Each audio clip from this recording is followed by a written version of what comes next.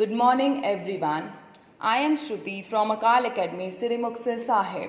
Today we will discuss a poem from Behai book of grade 9th. The name of the poem is The Road Not Taken, which is written or composed by Robert Frost.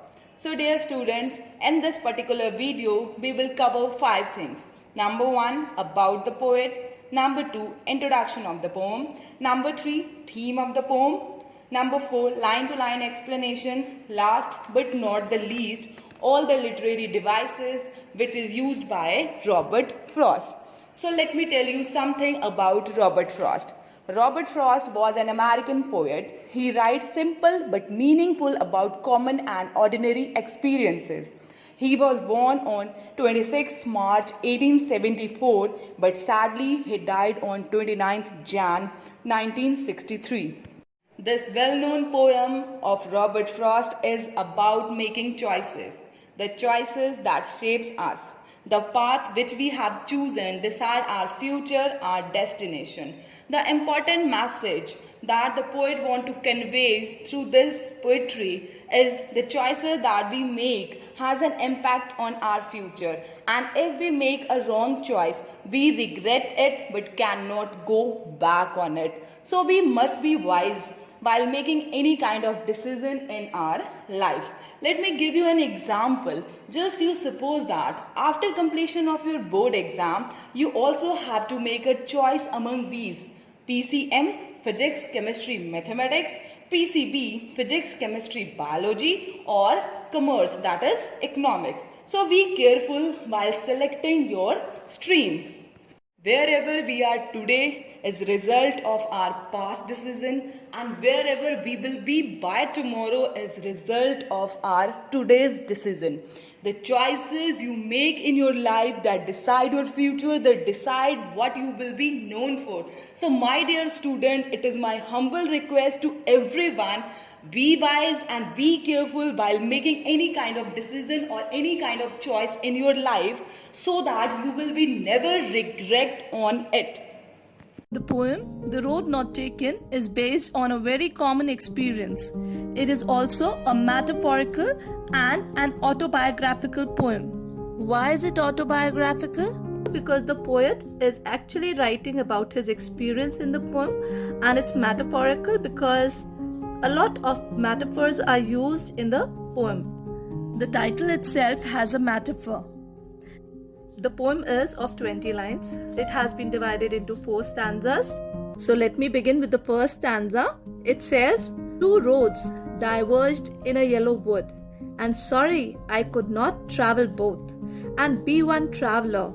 Long I stood and looked down far as far I could, to where it bent in the undergrowth." So here the word I depicts that the poet is talking about himself.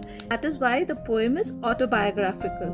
So the poet comes across a road that is dividing into 2. He wondered which road to follow, as it was not possible for an individual to handle both the roads simultaneously. So he had to make a choice between the 2 roads that were in front of him. He stood there for a long time looking at one of them.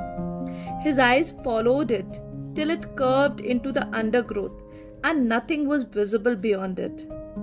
Now let me tell you the literary devices that the poet has used in this stanza. The poet has used metaphor in this stanza. Metaphor is a poetic device used to compare 2 different ideas or things.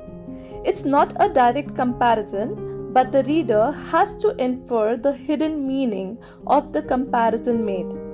The poet has used a metaphor where road is the symbol of choice we get to make in life.